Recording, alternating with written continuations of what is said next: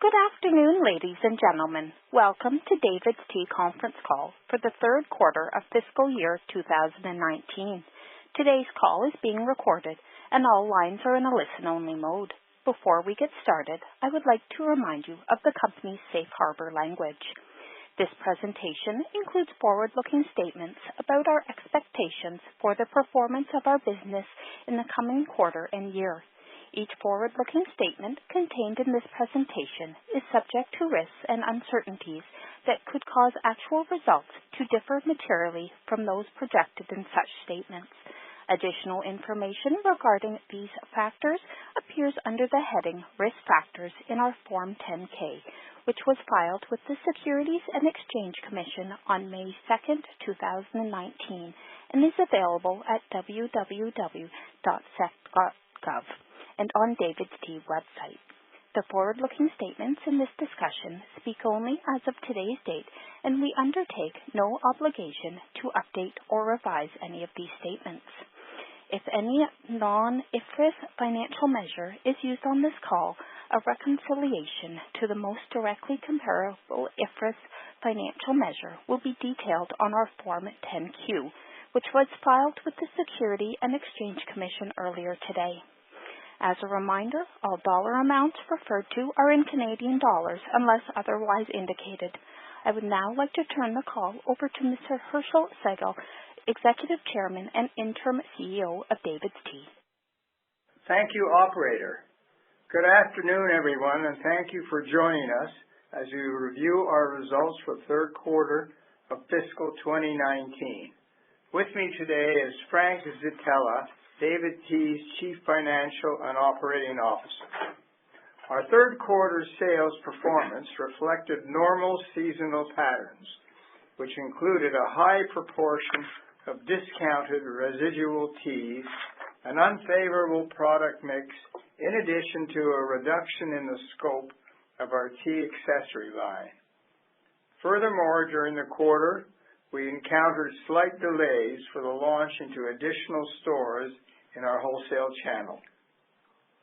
We are very pleased to confirm that our teas are now available in an expanded network of over 2,500 outlets in drugstore and grocery stores across Canada. In addition to driving sales, this provides increased visibility for the DAVIDsTEA brand in markets across Canada. Consumers continue to enjoy the DAVIDsTEA experience both online and in our stores. This was confirmed by recognized independent third parties during the third quarter of 2019. DAVIDsTEA's products and brand earned 3 accolades. Newsweek, a premier U.S. weekly news magazine and website, recognized DAVIDsTEA as one of the best U.S. online shops in the food category. Leger, a recognized Canadian marketing research and polling firm, ranked DAVIDsTEA the #1 Canadian specialty store amongst millennials and Gen Z, and second in overall customer experience in the retail category in Ontario. In terms of product innovation, we continue to improve and expand our tea bag offering that provides customers with an additional and easier way of consuming our high-quality offering of loose-leaf teas. We are ready to make a significant increase in tea bag sales by the second quarter of 2020. Another major increase of sales volume will be in the food and beverage category. A full assortment of superior food product will be combined with a more focused and efficient delivery of in-store beverage. We also continue to strengthen our management team.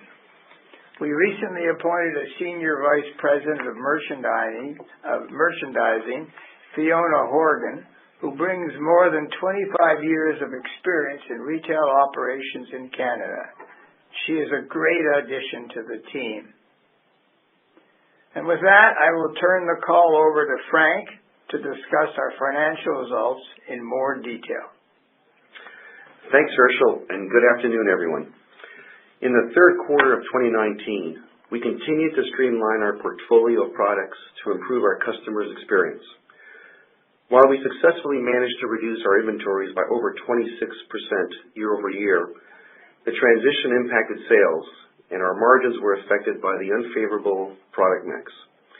We continue to face challenges, but we are taking tangible steps towards a return to growth and profitability, and we do so from a position of financial strength. With $28 million of cash on hand, our balance sheet at the end of the quarter. Allow me now to go over the key financial highlights of the quarter. Sales decreased by $4.2 million to $39.5 million from $43.7 million for the same period in 2018. Sales from e-commerce and wholesale channels remained healthy at $8.9 million, representing a 14.1% increase year over year.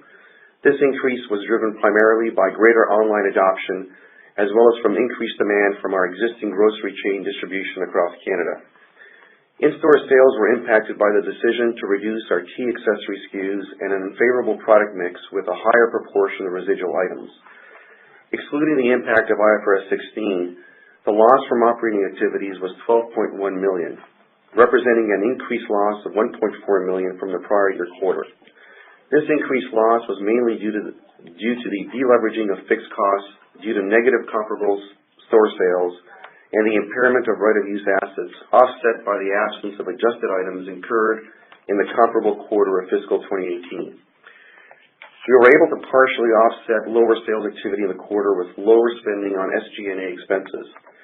Excluding the impact of IFRS 16 and the impairment of property, equipment, and right-of-use assets during the quarter, and adjusted items incurred in the third quarter of 2018, adjusted SG&A expenses decreased by $1.3 million.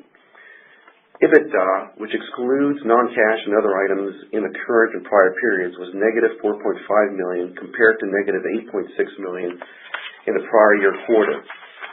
Excluding the impact of IFRS 16, EBITDA would have amounted to negative $10.3 million.